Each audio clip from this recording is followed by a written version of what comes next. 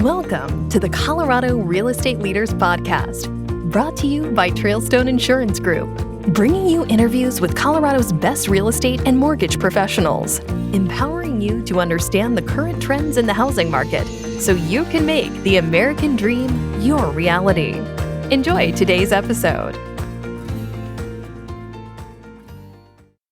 Well, it's a great day in Colorado, and welcome to the Colorado Real Estate Leaders Podcast. Today, we have with us Alex Miller, who's a realtor with the Terrell Group at Real. Alex, welcome to the program. Thanks for having me, Mike. Hey, you're welcome. I'm looking forward to talking with you, learning how you serve your clients, but get us started with your story. What's your background, and how did you get into the real estate industry? Yeah, so I grew up, I'm a Colorado native. I've lived in Westminster and Broomfield and kind of within, a pretty close radius of there. So, I mean, this is my home right here in Westminster. And, so when I went to school, I didn't really know exactly what I wanted to do when I got out of high school. And, my parents, I grew up with them. They had some rental properties as I grew up and stuff. And so went to college for a little bit, tried to figure out exactly what I wanted to do. And, I actually ended up going through kind of a rough time. I grew up with a brother who had pretty severe bipolar. And so growing up with that was pretty challenging. But as I grew up, when I was right out of high school, getting into college, there was an incident where my brother unfortunately had a big episode and ended up getting shot and killed by the police. And so that definitely derailed my life for a while and went down, honestly, a pretty rough path for probably 4 or 5 years, and just trying to figure out, at that point, it was like, do I even really want to be living? And so thankfully, I had kind of a look in the mirror moment and was like, hey, if I'm going to do this, I got to give this one last shot. And so I signed up for a gym challenge and ended up losing weight. And through that, ended up, getting sober and getting back into a relationship with my parents and, going back to church and that kind of thing. And so, had a rough time coming straight out of college. So didn't really know exactly what I wanted to do. And first started out just doing marketing and, did an internship with that, and then kind of realized that I wanted to start to get into real estate. And so I ended up getting my license back in 2019, and I started just doing property management at first. And so, I really kind of got in just because I loved helping people, and I watched, everything that my parents were doing with real estate and their rental properties and all that kind of stuff. So. Real estate tends to be such a relationship-driven business that your story you just mentioned, you can just have such a huge impact on people that you are working with, because whether they have the same type of struggles that you have worked through or similar ones, boy, you can be a motivating encouragement to them. And I think that adds to the reward of working with them in the real estate transaction. Yeah, and I think it's one of those things where my greatest struggle that I went through is, it took me many years to get through it, but has actually ended up being, one of my biggest blessings. And I think I've realized, growing up with a brother who dealt with those kind of struggles, I think it really helps me connect with people and really empathize and connect with people. And I think it's just really helped me being able to, connect and help people. And it's been great. So. Yeah, that's awesome. Hey, so what type of clients do you work with when you're helping them with real estate? Yeah, so I work primarily, with first-time home buyers.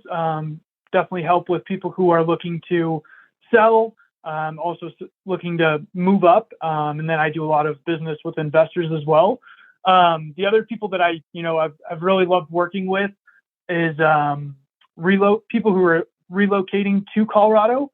So I actually have a YouTube channel called Living in Boulder, and that all kind of started early on in my career, right after the pandemic. And kind of went down a rabbit hole and learned how I could be helping people and showcasing Colorado, and just helping people, showcasing what Colorado has to offer, and being able to explain what the different areas are like. And so that's been really fun to help people relocate to Colorado from other states. Yeah, you almost feel like at that point, like a travel agent, showing the people around town, or showing them the hot spots and things like that, at the same time as helping them choose a place. So I think that's really a neat touch. Yeah, it's been pretty cool, and having people reach out from different areas of the world, and all across the nation that are looking to possibly move to Colorado, which is cool. So when people are looking to relocate, do you find that their needs are any different than someone who is a first-time home buyer that is living here currently? Yeah, I think there's such a different dynamic.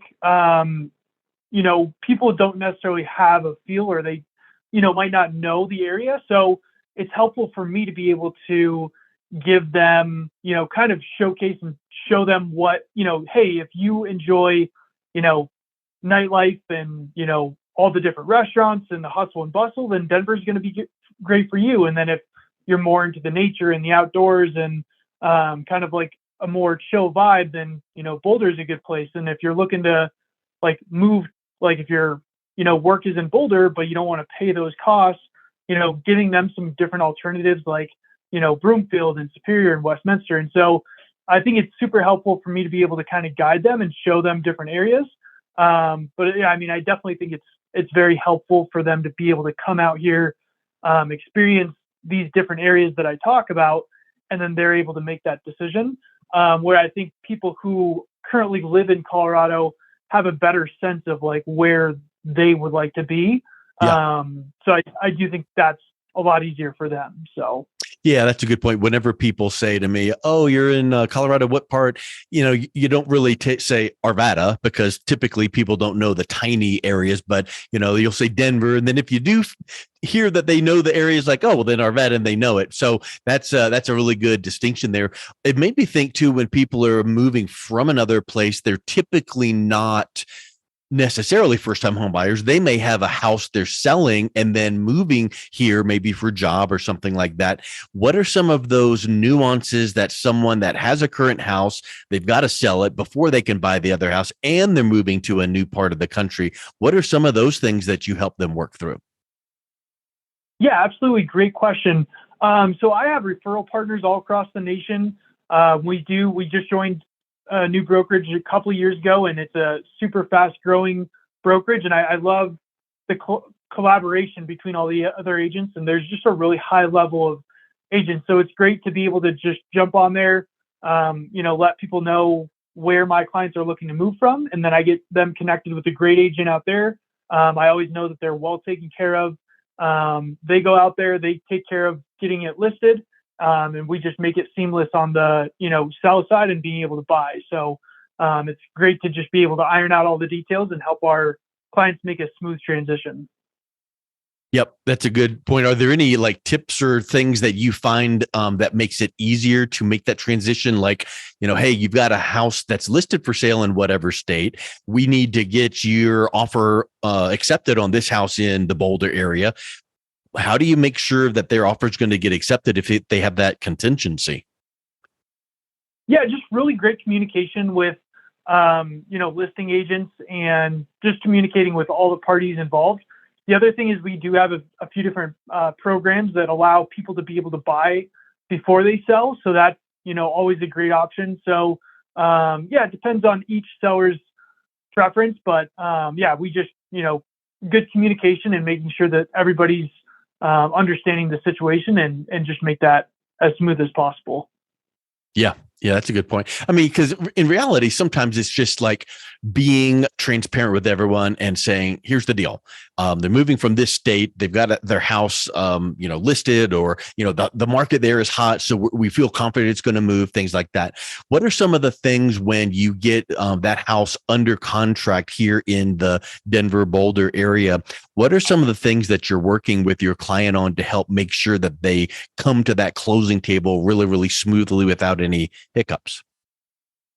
Yeah, so I think the biggest thing that I always and I learned this early on in my career, but I think I've done a great job. And I always say when when I first meet clients and when we're showing properties is, hey, look, like my goal is for us to take a look at this property, and all the properties that I look at, I'm always looking at the big ticket items, making sure that there's no cracks in the foundation, making sure that checking the age on the furnace and the water heater, and making sure that the roof's in good shape. And I always say, like, my biggest goal is for us to, the only two things that we don't know about in a house is the sewer line, because we can't see that, and the radon levels. And other than that, like, I want to make sure that there's not too many surprises that are, not behind the walls when we get to the inspection, because that's typically going to be the biggest hurdle is, things coming up during inspection. So I always want to make sure that I'm pointing everything out to my clients so they're well aware, hey, like, this furnace is old. You might have to replace it soon. Hey, there's a possible foundation crack. So I always want them to be very educated and know what's going on with the property.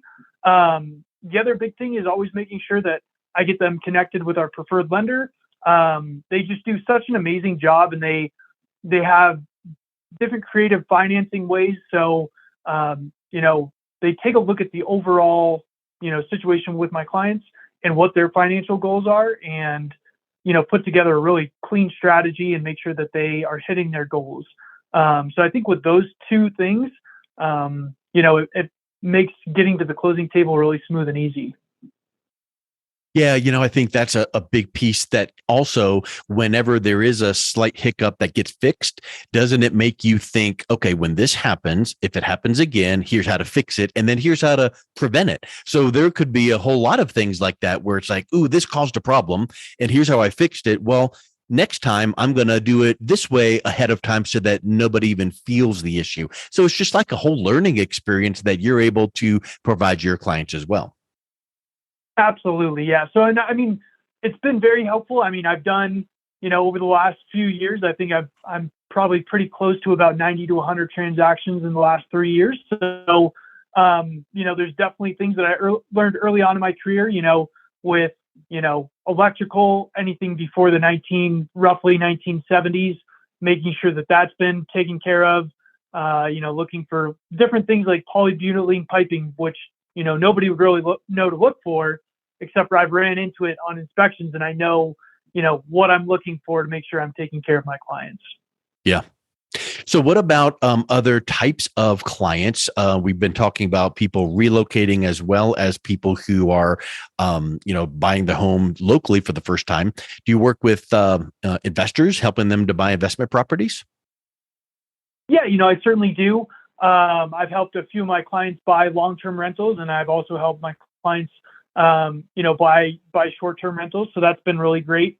It's been very cool to be part of those transactions, and with a background in property management, it's been cool to help clients with those investment properties. Yeah, it brings some of that experience in to help you guide them to the right property. Probably you've will have some people that you help to buy a property, and then they come back in a series of years to go, now I'm going to keep that property, but let me save it or keep it as a rental or buy another property as a rental. So you just kind of start stair stepping in, because a lot of times people get that bug and buy their first investment property, and then it keeps building and building, right? Certainly, and that's one of my biggest things. Every listing appointment that I go on, my first question is always, hey, can you keep this as a rental and be able to purchase your next property? Obviously, a lot of people don't want to deal with that, but I also explain, like, a lot of people think that they're going to have to be dealing with their tenants at 2 a.m. and that kind of thing. And I explain, either property management, or you just put something in the lease where it says, hey, this is our preferred plumber, reach out to them directly. So I think there's different things that, just talking through with people of like, hey, I understand your concern.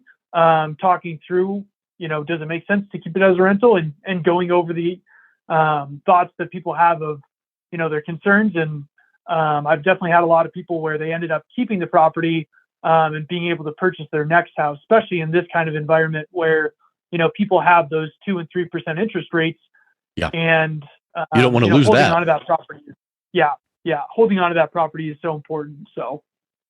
Yeah, that's a really good example of what we were just talking about, like hearing something and then having a response that will better it in the future. Meaning, people don't like to get the 2 a.m. calls about the toilet. So to fix that, we recommend, hey, why don't you consider a property management company, because it takes all the headaches out and it costs $1 or $2, but it's well worth the investment. Or here is the people that, electrician, preferred plumber, things like that. So those are the kind of things that you look at and you hear, here are the typical pushbacks or objections or concerns. Here's the solutions. That's exactly what it takes to build long-term relationships. Absolutely. Well, and it's been super fun to watch, my clients that I've purchased, or they've purchased multiple investment properties with me. And it's just cool for me to watch the journey and what they end up doing with the Airbnbs, and, just hearing the stories and just realizing that I'm having an impact and helping somebody, grow their long-term wealth, which is really cool. 100%.